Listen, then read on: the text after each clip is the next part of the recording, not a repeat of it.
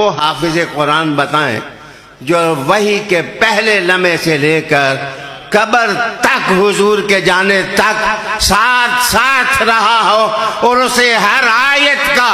पसे मंजर पता हो कि सर्दी में कौन सी आयत नाजिल हुई, गर्मी में कौन सी आयत नाजिल हुई, सवारी पर कौन सी आयत नाजिल हुई, बैठक और हुजरा में कौन सी आयत नाजिल हुई, मस्जिद में कौन सी आयत नाजिल हुई, सुफा में कौन सी आयत नाजिल हुई, तेज रफ्तार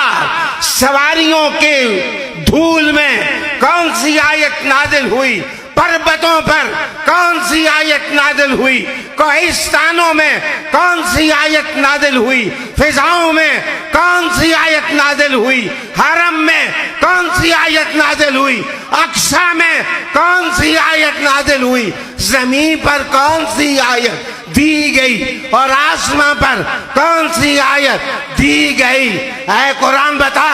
उसका शाहिद कौन है? फरमाया महबूब मोहम्मद गवाह अली है।